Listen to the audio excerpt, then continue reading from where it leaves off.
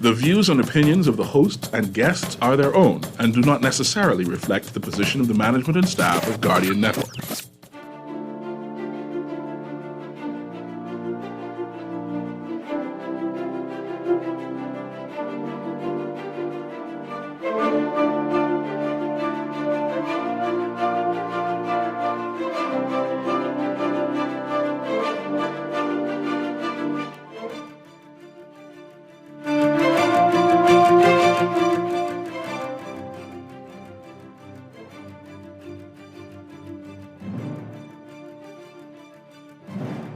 Good night and welcome to The Doctor is In with me, Dr. Denothra Archer Cartwright, family medicine specialist.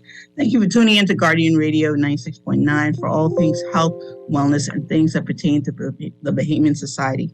Of course, tonight we are brought to you by Medical Concierge Services for all your medical healthcare needs, from childhood to right into adulthood, the elderly. We see everybody in our clinic in Collins Avenue, so bring out a few more spots for NHI. So if you need to join with us, give us a call, 326-1521. Our WhatsApp line, 432-4010. And of course, you can catch us on Facebook and Instagram. Check out also our website for more interesting things like our house concierge visits and IV vitamin therapy, those types of things. You can get more information there, mcsfamilymedicine.com. So I want to thank everybody for tuning in this Tuesday evening. We have another really interesting show for you tonight, and we have a really exciting guest. So I met this guest quite a while ago, and I had dabbled a little bit in the unions as a doctor, and then later on, when I was running a cafe, she would always pop in. She was always so busy, but she would pop in, she would grab something. And so I got to see her a bit more. So I was really excited to kind of meet up with her again, because I think this topic is so, so important. I'm part of the community. I have children in this community. I have a 10-year-old and a 2-year-old. And we always talk about the link between education and health being so, so important. And, people who are more educated are more likely to be healthy and to exercise and just be able to take in a lot more health education. And so education affects the economy and so many things. Really, the health of the nation, the economy of the nation, a lot of things are grounded in our education. So it's really, really important. And we see that education has such an impact across the board. So my guest is a teacher, unionist, Ms. Belinda Wilson. She is the president of the Bahamas Union of Teachers, a distinguished Toastmaster, a veteran in education for more than 33 years. She holds a master's degree in arts, a master's of arts degree in curriculum and education from the University of St. Thomas, a bachelor of arts degree in English from St. Augustine's University, and a teaching Bahamas. She is the longest serving president of the Bahamas Union of Teachers, the BUT, and the founder of the BUT National Builders Toastmasters Club. She's a labor advocate, a sportswoman, a wife, and a mother. Welcome to the show, Mrs. Belinda Wilson. Good evening, Doc, and it's a pleasure for me to be here with you, but you didn't go far back enough. Yeah. Because you didn't go back to the summer, I think it was of 1996, when you did summer school at C.H. Reeves. You worked under the Ministry of Youth Program, and I was one of the supervisors. You were one of the young workers. And I was my gosh. Supervisors. Yes, and then I lost track of you. Yes. And then I saw you as a doctor. I said, right. I said, that's where she was. Amazing. Wow. Yes. Yes, you're right. You take it back even further. Yes, I kept my summers very busy. So I was doing lots of different things in the summer programs and all kinds of stuff. So you are awesome. Oh, wow. Yes. Thank you. Thank you for pulling that back to me. Yes. Oh, it's been a long time. A long time. It's been they almost You almost caught a little whiff of my age there, but that's Yes, and mine too. Yes, yes. Thank you, though, for being here tonight. Education is such an important topic to me, kind of the pillar of just about everything. I have a great respect for teachers. Even my undergraduate in Canada, that evolved even more. If people don't realize, in Canada, teachers are ranked over even doctors because we realize the importance of educating children. So getting into teachers college is like getting into medical school over there. So teachers, very important job. Just before we kind of get into all of it, what made you go into teaching? Actually, I wanted to be a police officer. I actually took the police test in 1982, and I passed the test.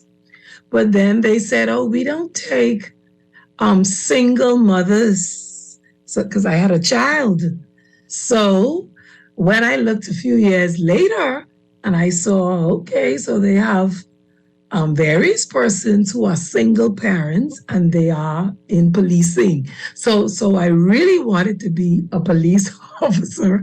So that didn't work out for me. And then I had the opportunity through Cynthia Mother Pratt to go off to college for a softball. So prior to that, I was doing teaching at the Bahamas Baptist College, but with only my GCs and BJCs. I did not have my first degree as yet. So once I got the opportunity to go off to college, then I decided that I would do teaching.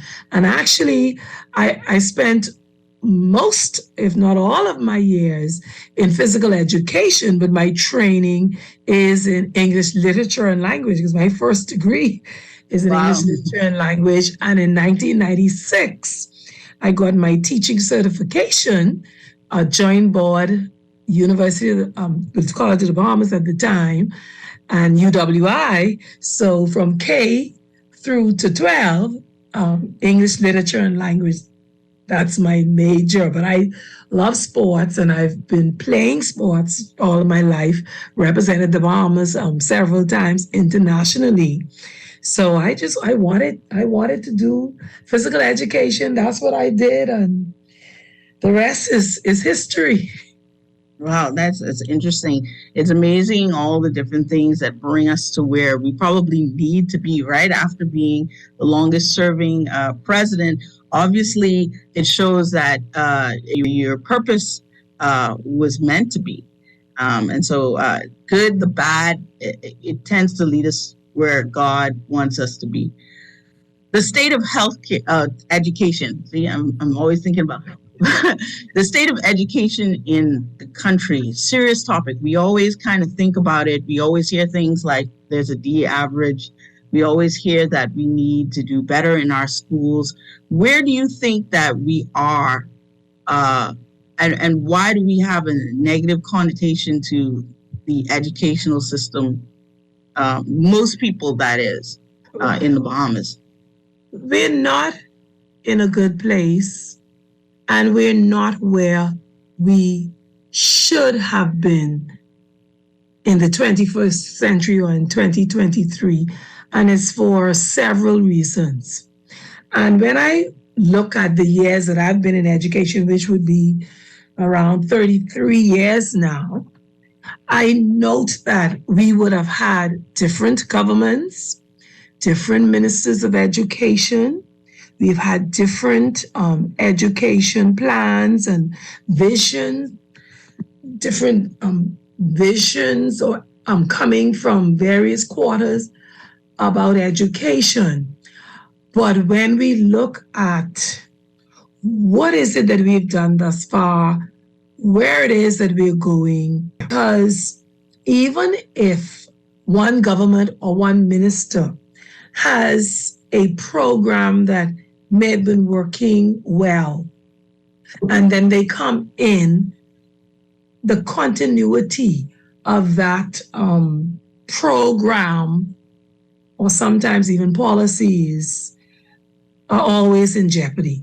So that's why I was one of the strong components for the National Development Plan, because once you have a National Development Plan that's been ratified and approved and implemented by the government, then it means that all of the various ministries, departments, and agencies will just pull out the sections that pertain to their work, and the work would be continuous.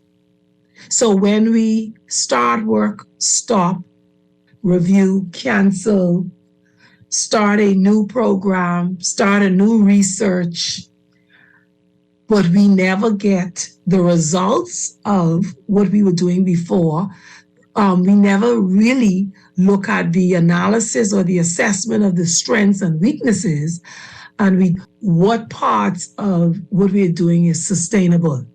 So it always feels to me, after almost 35 years, it's about 33 years plus now, that we're going around in circles.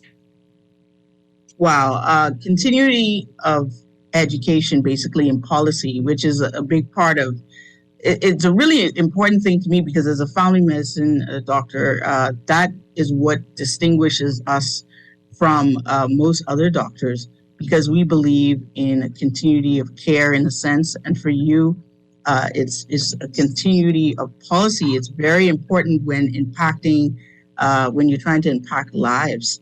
And so I definitely see that point, and that end up being such a major issue. It's almost like a start and a stop. You never know what really is working for you if you don't really get to play it out.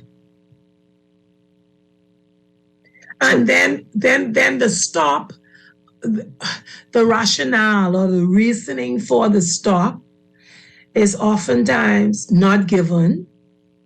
And then when you restart or you start something new, we're still unclear as to what the objectives are. And when you talk about education, which is our fundamental, it's a basic fundamental, not only right, but we need it, because education builds a nation. To be clear as to where the vision is, where you're heading, and how you're going to get there. Definitely. We hear about this D average.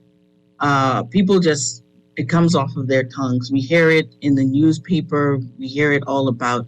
What does that mean? And then I want to move a little bit into the graduation rate. But what does it mean when we say that? Okay, and I don't know. Have a D average. I don't know how many times we need to say this. There is no such thing as a D average. There is no way for you to determine a national D average, because when we look at grading or the grading system, or what we do is we have our BJC, our BGCSE examinations.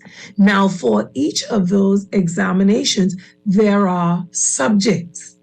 So you can have an average in a certain subject, but you cannot have a national grade average. And us as educators, we've said that now, because that was a slip. That was in 2006. The Minister of Education at the time, in 2006, said that. And from 2006 to present, we keep explaining that you cannot, there's no such thing as a national grade average. So it does not exist. So you have grading in the various subjects, and you're able then to give results of, okay, in English language, we had X amount of percentage of the students who were A's, who were B's, who were C's, who were D's, who were the U's, which means they were unclassified. You could not grade them. You can present that in each subject or discipline, but it's impossible to present it nationally, because there's no way. Perhaps they were trying to simplify it. I know they continue with that, but is that meaning that the kids are not passing? Okay, I can't say why it was said and what It means in their heads. Because for us, we only can give the results of what our the examination results. What are the examination results in each of the subjects or discipline? We can also give the GPAs, which is your grade point average of each student, all of the schools, because you would get a report card at the end of, well, twice per year, the school year, at the end of the two terms. So the D average is something that persons just pick up and they say it. They can't explain it. We can't explain it. It does not exist. So the only tool that we have to measure is by the examinations and by our students' performance on their report cards. Okay.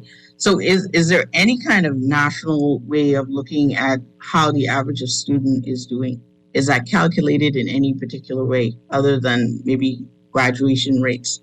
Because they do tend to be able to give some type of average, in schools and other places.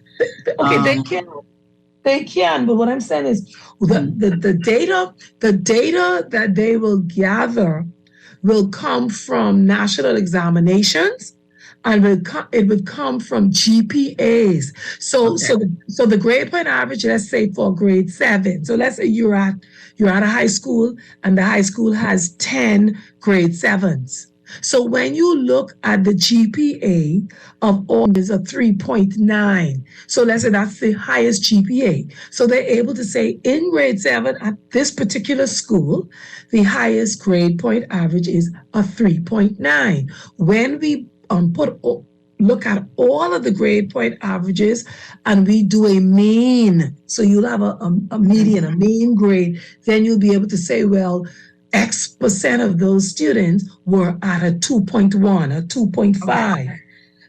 Okay. So why isn't that data delivered to the Bahamian people in that particular way?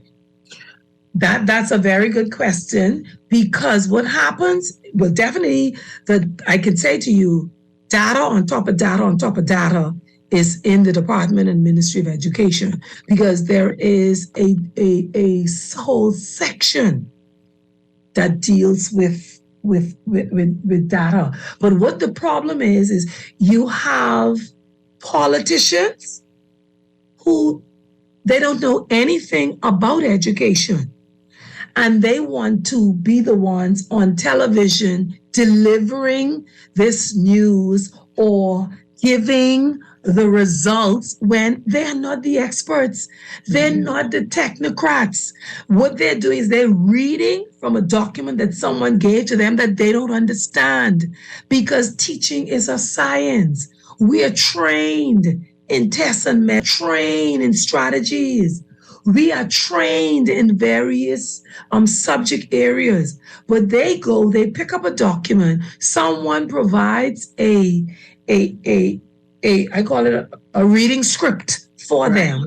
They read from the script, and then when the media then probes them or asks them a deeper question than what's on their paper, then they run amok, because they end up answering to things that they don't know what they're saying.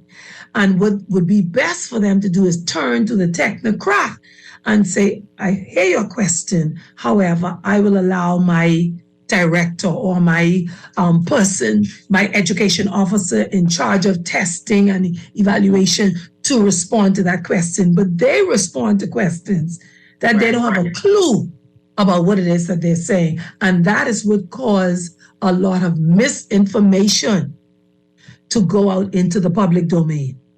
Well, yeah, you need proper data, proper analysis, and it needs to be delivered appropriately, because you can't then blame the public for what's being said. But that is kind of like the information that we get, and that's how it's even reported. And so a very great point that, we need the right people providing this information, or we need our politicians to be more versed on what they're bringing to the attention of the Bahamian people, and we don't want it sensationalized. We want the truth. We want to have an idea.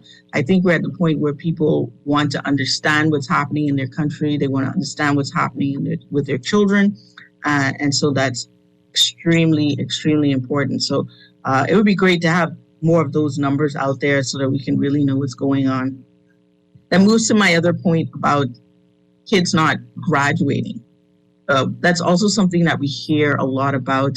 I think it's something like the number I've heard is about 50%. How true are those numbers, and what's the root of the problem? Why aren't our kids able to graduate? The numbers could possibly be higher than that. And that's including the public schools. I didn't want to say for sure what it includes the private schools. So I didn't want to say for sure what the public schools are because that number seemed really large, and I didn't want to say it if it's not accurate. So, but I'm saying it can possibly be higher than that, and it's various reasons. And I don't even want to make it seem as though the reasons stem solely because we had COVID, and this is catchphrase of learning loss. Mm-hmm. Patient failure now for many years, and it's because of several things. First of all, and I can speak both public and private school because I started off teaching in the private school. So when you look at the public school has large class sizes. In those class sizes, you have varied abilities. But you must ensure that you're teaching all of those children at the same rate. But if you have varied abilities, then you know that some of them may need individualized learning.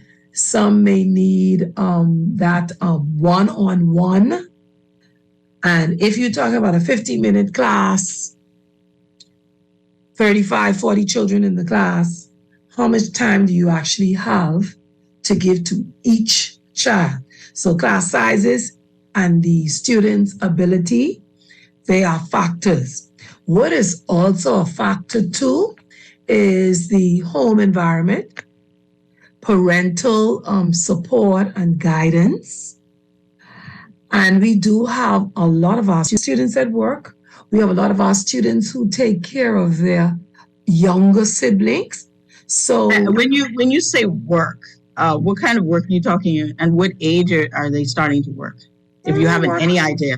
They're working 11, 12, 13, wow. 14, 15. And we see them every day, the places that we go. We tip them. So I know what you mean. And not only them, but we know where they work. But they're working because of the social problems and the breakdown at home. Because some of them are the breadwinners. So when you think about, I have to pick up my little brother or sister from the nursery or preschool or the primary school. I have to walk to pick them up.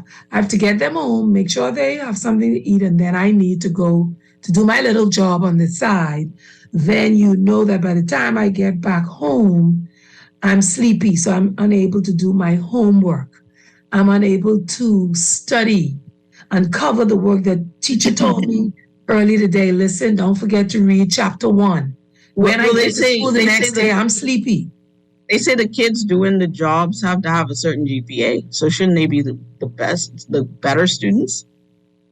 Where's that? That's not a policy.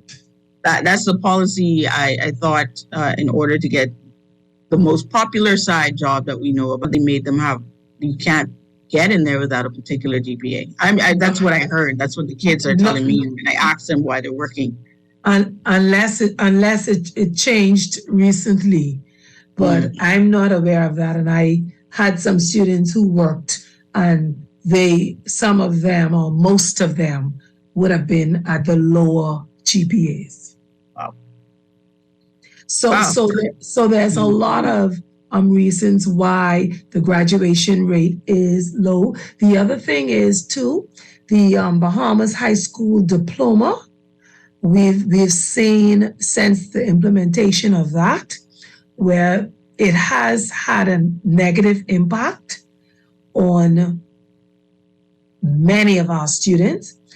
The criteria, some of them were unable to meet.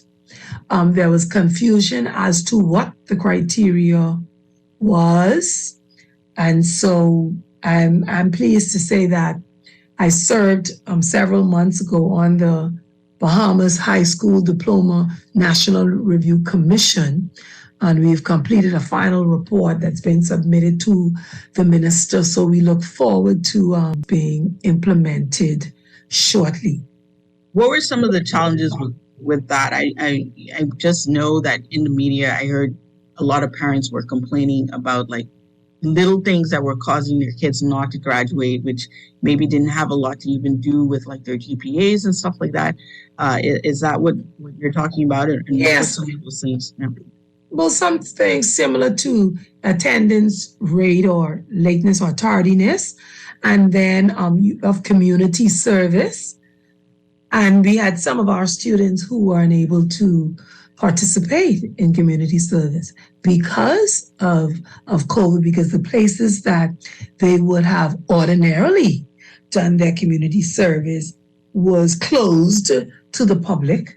So some matters in that area of concern, but I expect that our chairman, Mr. Cecil Thompson, once he's given the all clear to go forward publicly, I suspect that he would be engaging the public to speak about some of the challenges, some of the observations, and definitely the recommendations that our commission would have.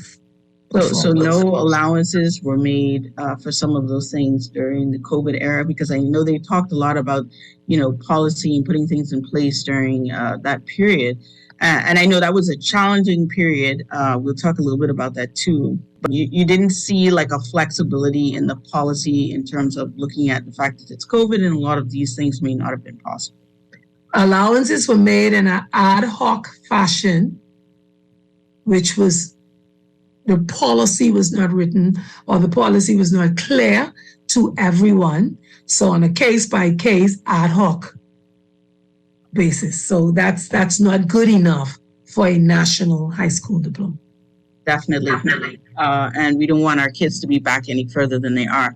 Talking about COVID, one of the big things that came up during that time, because a lot of kids couldn't do in-class learning, and it took a long time in the government system to come up. And they were practically saying that a lot of kids were unaccounted for. At this time, are there still a lot of children that are unaccounted for in terms of attendance with school now that we are completely face-to-face? I would say yes, there are still thousands of students unaccounted for, and that unaccounted can mean several things, because during the COVID, you would have had students who, let's go to 2020. So you would have students who would have been a part of, let's say, the graduation cohort, even if they did not graduate. Then you would have a new cohort in 2021, a new cohort in 2022. So you would have, I believe we would have definitely lost some graduates. Then you would have others from, various classes. I would even say primary school, who would have discontinued going to school. And I was also, again, along with two of my executive officers, we were a part of a task force that was put together by the minister. And we went out on the street. We went into the Camp Road area. We walked along with education personnel, other stakeholders, urban renewal, the police. And so we identified students who were not attending, did not attend school. And I'm still not pleased today in 2023 that even those children, some of whom were not up to the age to graduate even now for this year. I'm still not pleased that their social concerns, along with their academic concerns, were addressed in an adequate fashion. Wow, that is a lot about, where are these children and what is to become of them, and how will that impact the society over the next few years, to have kind of essentially lost almost like a little generation of young people to just, like policy and circumstance, basically. Do you feel that the kids coming back, is it the same? Is it more of a challenge is kind of like this post-COVID era? I could say to you, in talking with my executive members, and most of whom are in the classroom, talking to our shop stewards, talking to teachers on a daily basis, the learning loss is there. We are still not satisfied that it has been addressed, because it feels to us, and based on some of the words coming from the teachers who are in the classrooms every day, like once we got to face, it was almost business as usual. And you talked earlier, you mentioned earlier about mental health. And I believe that the mental health of our teachers, our children, I believe it's been ignored. It's been ignored. You may have some small counseling sessions here or there, but I never saw any strategic plan coming out of education that married the mental health and the academics. And how do we get our people back and moving and as close to where they were as possible? I did not see it, and I have not seen it. This was one of perhaps one of my biggest critique during COVID and kind of like that time earlier on, because what I was pushing for both the government, my colleagues as doctors, and all of us and stuff, is to look at some of the studies and some of the kind of projections that were being made early on, where they talked about the gaps in education that we would have, the issues we would have with mental health, not just for our medical teams, but also kind of the post-traumatic stress for children and what that would mean and what we would need to do. And what I saw was people were generally ignoring it. Everyone was so afraid of COVID. They were generally ignoring these kind of models of what would be the outcomes of a lot of the policies and a lot of the health environment. And there was no planning put in place to implement any type of structural programs kind of to deal with the aftermath of all of this. And this tends to be how we deal with a lot of things in this country, where we just kind of deal with things in the moment. We're not really proactive in a sense. And it's sad because, we saw this coming. There was a lot of information that was going around. I'm a big reader, so I was reading a lot during COVID and stuff like that. So I couldn't understand how, like I had access to this information, why, the powers that be wouldn't do that. And I think it's very important that you brought out, because I brought this up even in healthcare, that we really needed to look at the mental health, especially for our frontline doctors. And then, of course, for children and vulnerable people, elderly people, we're seeing a lot of mental health issues, kids experiencing a lot of anxiety and stress. And that's a big deal. Yeah, go on. Yeah, because what we're still talking about, as I talk with some of my members in India and in Grand Bahama in particular, Hurricane Dorian, they've not gotten any medical attention, assistance, counseling, or help from them.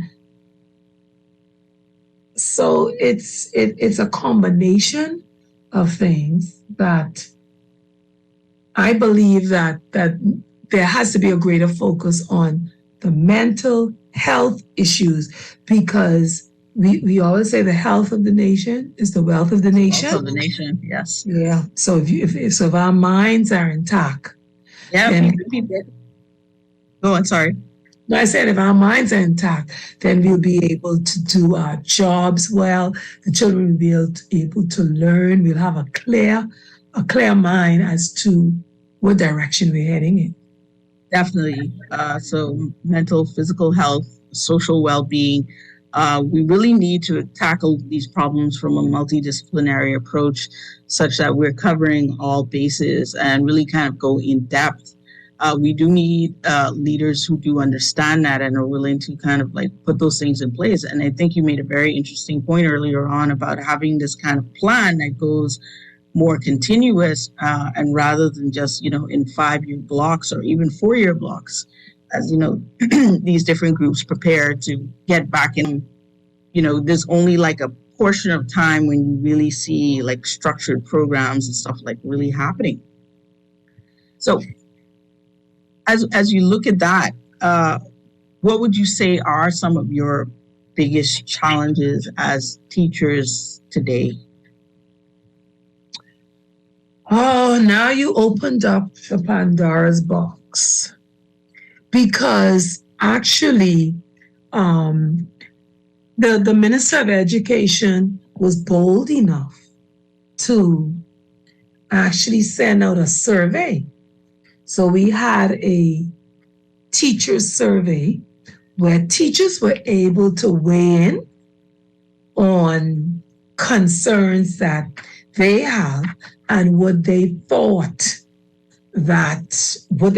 should happen, which would be able to improve the morale in education.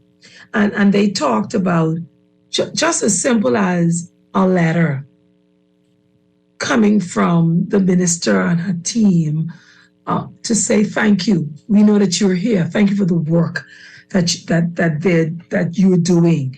And they asked about more opportunities they asked for more funding to make sure that their classrooms are not only beautified for the children, but that they would have the material and their various signs and their boards up, which assist them with their teaching. They're manipulative. Just a moment. Are teachers still having to put their own supplies or putting their own? Because I've heard this. I've talked to another doctor of mine. His wife's a teacher, and he was saying, they're still putting in their own money for a lot of stuff. Is that still like something that's happening? And like why? Why is that happening? Every day it's happening. It's happening because the government has never allowed. We always talk about education having the largest share of the budget,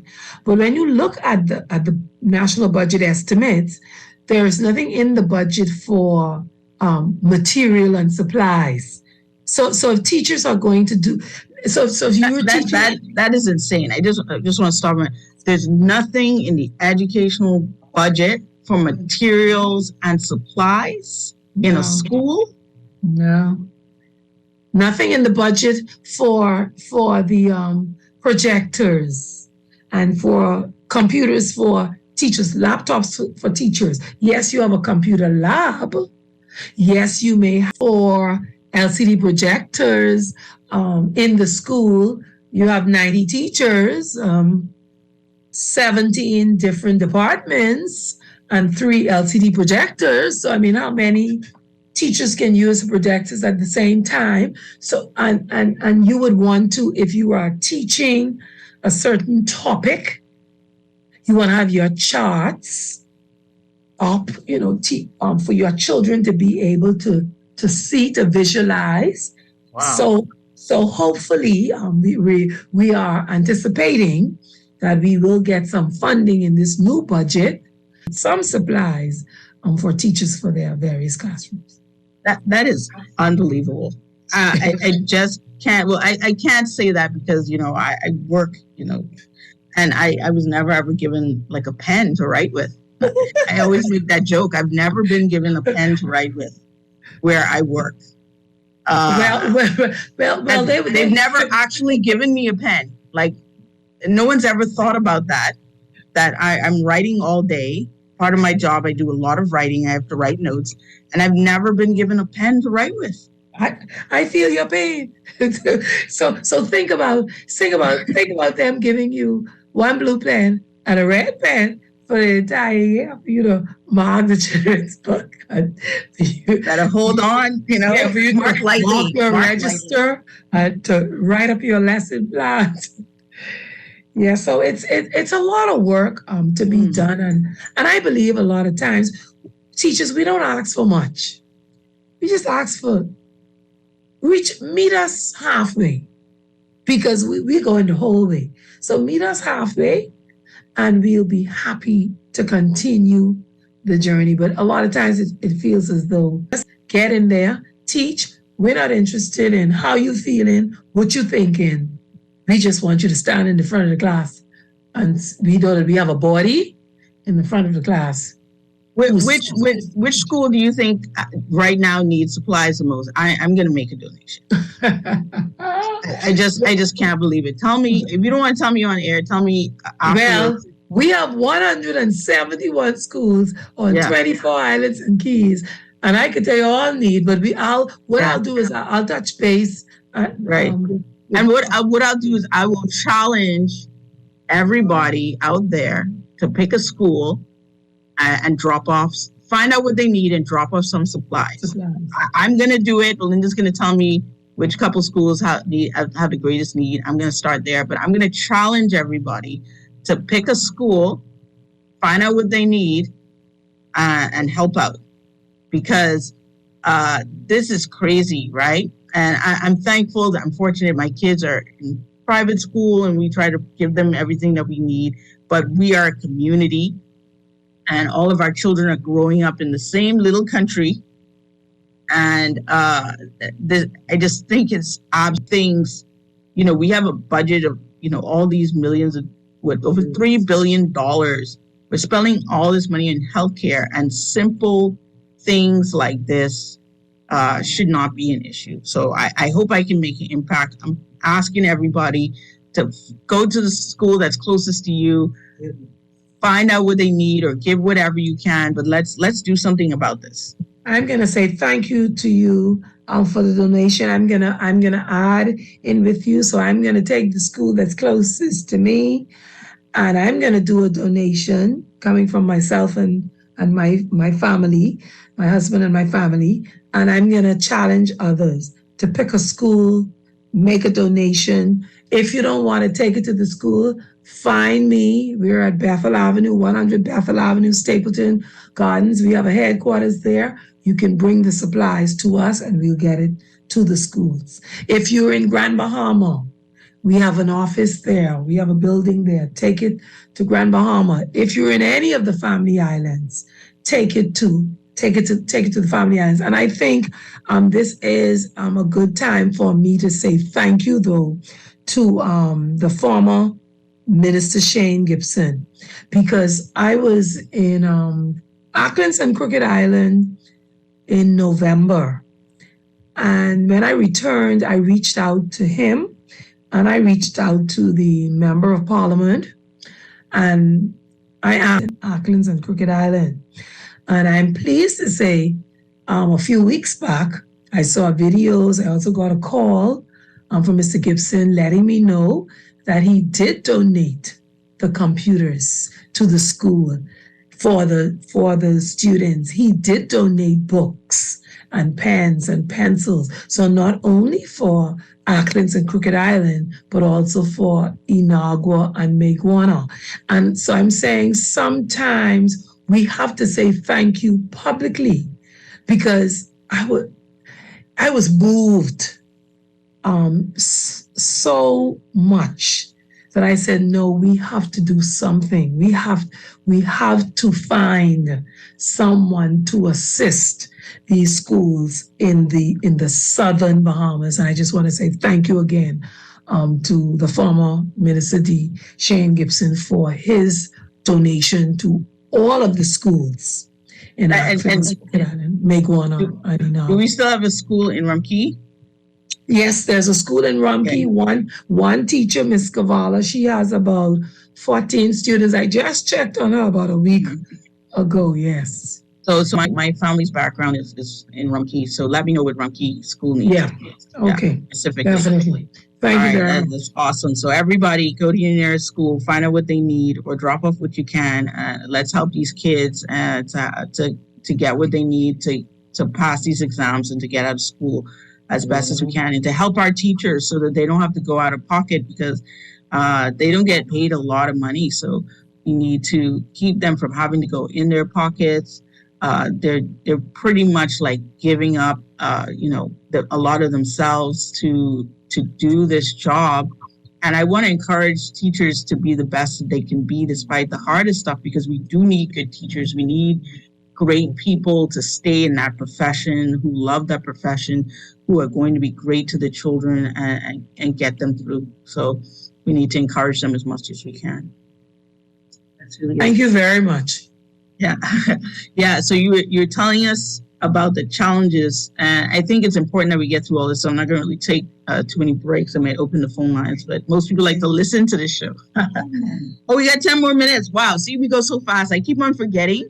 I used to do the show for an hour and a half. I keep on forgetting it's shorter now. So if anyone really wants to jump in, the numbers are 322-6232, 325-4316, 325-425, 325-4259. You were just kind of completing some of your biggest what we need to be doing. Yeah, so like I said, definitely the respect and someone having a listening ear to what it is that you're saying, because teachers even in their various schools, they would give recommendations and they would have creative ideas about how the school can be improved or some of the programs can be improved, and the survey bears it out. So it says as if like we just tired of talking because no one is listening, and our voice is not heard and our ideas are not readily accepted. So definitely, well, salaries and benefits is always a plus. But teachers also want opportunities for professional development and training, not just locally, but even internationally. Equipment, like we spoke about earlier, supplies and equipment. They want a fair evaluation. They want a fair opportunity to be promoted, not just maybe that pet, but the best of the best being highlighted and given the opportunity to They want meritocracy, right? Yeah, so you're definitely. a good teacher. You should be valued for that. Definitely. So hopefully the committee that is working now on the teacher morale recommendations, and I'm also part of that committee. So hopefully most, if not all, of these recommendations can be implemented in a short, medium, and long term, I think, which will help to improve education.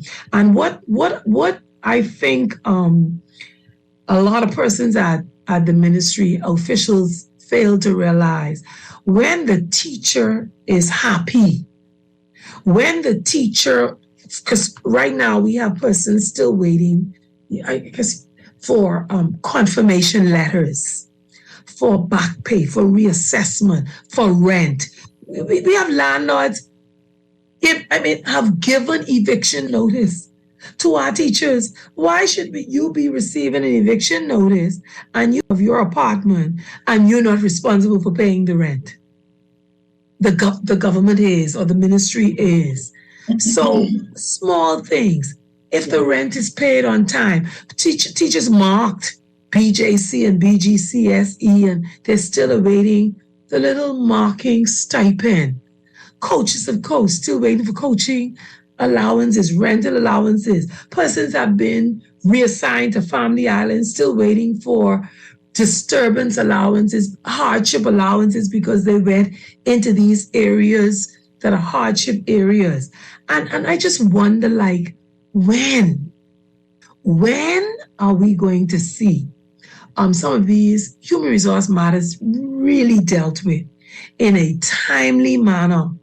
And I'm telling you, if those matters can be dealt with in a timely manner, then you have happier, healthier teachers who are not only able and willing to give their best, but they will have their best to give. Physiological needs are being met.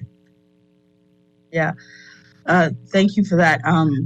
People are trying to text me on my phone, but I'm using my phone to be live. So if you do want to call in, it's 322-6232, 325-4316, 325-4259. I won't be able to take your text on there. I think someone was trying to say something about they're thankful for your willingness, I guess, to be candid, but I can't pull up the text because I am live on Facebook as well. So you're going to have to reach us by either calling into the studio. You can also, on our Facebook Live, you can send me a message there, but I can't pick up the text on my phone. So definitely, I think people need to hear those types of things and kind of understand, because, from far, we just want people to just do. I get that a lot as a doctor. They always want us to do. But we have to remember the person as a human being as a whole, and what it takes to, make a human being be in their best place or state. And we don't achieve this kind of higher level of being able to give all of ourselves to others until we ourselves are in a place where we're not in lack and stress, and we can thrive. And if anyone should be in an opportunity to thrive and be their best selves, it's our teachers who are imparting knowledge to young people and kind of growing up the nation. Other than the parents, teachers are basically the other side of that coin for a lot of children. So yes, we do need to look at it. How do we have all these social ills, though? We have all these things that are kind of playing a role. What do we now, your thoughts on what do we do as a community? Because, when you look at all of this, you think it's so much. Where do we start? And maybe how do we touch too on this whole idea of social promotion? And is it helpful or is it hurting us? Oh boy, you just loaded. Okay, so let's go to social ills. Let's 1 second. I'm sorry. All is happening at the last minute. We have a quick call. Caller, you're on the air. Good evening, caller, Dr. you're there. Archer. Hello. Go ahead, caller. Make it short. Good evening, Dr. Archer. Good night. Good night. It's a pleasure to hear your voice on Tuesday. Thank you. I wanna thank you. I don't know if you saw the text, but I didn't know, like, there's a certain time that you accept calls, which makes sense. I know, because you want to elaborate and say what you want to lay on the table. But I want to thank you for bringing Dr. Wilson. I mean, not doctor. I I accept the doctor. Just by association, Linda, you get the deal. I see that. One of the greatest teachers in the Bahamas, for coming on your show, because she clarified, reinstated to many of my associates that we are not a D nation. Now, because if I went to CH Reef, we were secondary, and I always got over 2.67. I never reached 3 point, but I always got close. And most everybody in my class, we was in the second. We wasn't even in the first. Like, we are A1, A2. We are B1, B2. I was in P1. And we always, or most of my classmates, we always over 2 point grade average, because you can't go in B1 unless you get over 2 points. And so my point is that we determined that the nation is a D plus, which is not, because there are many students who make above grade average. If you understand what I'm saying. Yes, caller. Thank you so much for calling in. And that's why we need more in-depth analysis, and that's how we can approach who are the children at risk and give them help. We were going in deep just now. I'll give you the last few minutes to talk about that, and then we could wrap it up. Our time is like that. Yeah, quickly, you asked about social ills, and I started to say that I believe that the learning loss, the COVID, gave a golden opportunity to not only education, but other agencies to work together. And I remember I told you about who went to Camp Road. So not only the union, but the police, urban renewal. So I thought that would have been a good model for the multi-agency approach, because like I said, we went to look for children who did not go to school. However, why didn't you go? Well, I'm here. I don't live here. I come from the island, and this is my auntie I'm with, and my mother isn't working. So that drew several different social concerns that should have been addressed. So definitely, I think the social ills must be addressed because it's multifaceted. It needs to be multi-agency or multi-governmental.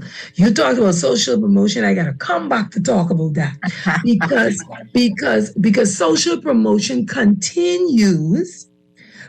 If you did not meet the GPA for grade 1, well, you still go up to grade 2. So that's social promotion. And I don't think we have a true plan or program for the tutoring and the individualized learning for those who have fallen in the crack or who are falling behind. We do have the extended learning program at the school. Even some people still waiting for payments for those. I'm saying, yeah, but we definitely need to have, and I go back again to a strategic plan with an action plan that expands beyond your 4 or 5 years in office. It must be for generations. Definitely. You spoke to a lot of interesting things. Going back to that multidisciplinary or multi-agency approach is very, very important. I had spoken with a group of teachers quite some time ago. I think they were trying to get me to join Rotary or something. We were talking about the gap of where a lot of this risk happens even before COVID. And it was really identified that between, I think it's 3rd grade and 6th grade is where you're losing a lot of these children that are falling through the gaps.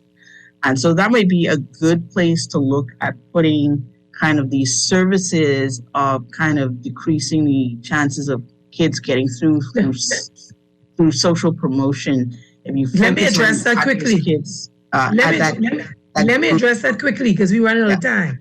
Okay, see, there's no need for them to fall in the gaps. And the teachers did state you grades 3 and grade 6 because we have the GLAD exams. So the GLAD exams at grade 3 and 6 gives you the data. Yeah, that's where it came from. They need to use the data to drive policy. Yeah, so that's what I'm trying to say. That's what I'm trying to say. Use the data to drive the policy. If you focus on those years between grade 3 and grade 6, instead of just kind of putting your stuff all over the place, right? We just too used to quick fixes, and we want sound bites, and we want something visual that make us look good in the public for the news. But when the cameras turn off, There's so much work to be done in education in order for our nation to move from strength to strength.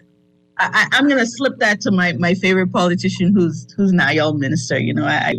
I'm just going to throw that her way because I know that, if she's aware, a little more aware, I think she'll try because. Could you ask her to show you the education plan, please? Oh boy, Linda. Okay. I'll just, because there's certain people I respect a lot. And so I would definitely, if I can, I know everybody's busy, but I would definitely try. But I'm sure, I'm hoping that they're working on something.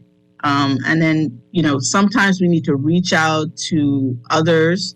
And I know in government, we tend not to do this. We don't like to reach out. Persons at the top, especially elected officials, don't like to reach out and ask for help and assistance. But just because you won doesn't mean that you know everything. And so if you were to reach out, it's a group effort. I think that we'd get a lot of different results. And so I hope everyone's mature enough to do that. But Belinda Wilson, we are out of time. Yes. I want to thank you for coming on the show. This was an action-packed hour. Thank you for being here. We have to have another conversation at some point in time. So thank you for being with us this Tuesday evening on The Doctor's In. My pleasure. Thank you very much. Yes. And so to everyone listening and watching, those of you also on Facebook, thank you for joining in. And remember, we're all going to, and I hope that everyone can do this, I'm going to reach out to a school or a couple of schools and definitely Rumpke School. Belinda's going to give you that information. And I want all of you who can, because we know everybody's in a different place, reach out to a school close by you, find out what they need or give them what you have. And let's just make this a better opportunity for our kids out there in the community. Thank you, Bahamas. Thank you for listening, for everything, health, wellness, and things that pertain to the Bahamian Society. We'll see you next week on The Doctor Is In with me, Dr. D. Archer. Good night. Solidarity forever. Boy, you know what going down tomorrow? No, what happening? Joe bringing these knives to school. He could do Junior in. For what? Boy, he fooled with Joe girl. Mother sick. And you know, Junior don't back down for nothing. So that means you got a big fight tomorrow. So whose side you on? Side? I trying to stay in school, not Simpson Pen. We gotta tell somebody about this fight. Tell somebody? I ain't no snitch. I mean cool, you know. Boy, if you so cool, then you need to stay in school and stay out of the fight. Yeah, but if I don't hang on Joe's side, him and these boys coming for me next. Alright, so we definitely gotta tell somebody. We gotta prevent the fight. What I say, I don't want nobody call me snitch. We could just call Crime Stoppers. You could report what you know, and nobody gotta know it's you. So how did boy? All you gotta do is call them, or you text them through the Crack Crime Bahamas app, and nobody can know it's you. Then the police come looking for me for more info, and when they finish with them, Crime Stoppers, the call go directly to Miami, and they don't ask nothing about you. Then you can get the pen from them, and they can claim a reward later using that same pen. Plus, everything's scrambled, so nobody can read what you said. Call 328-8477 from Nassau or 242-300-8477 from the Family Islands.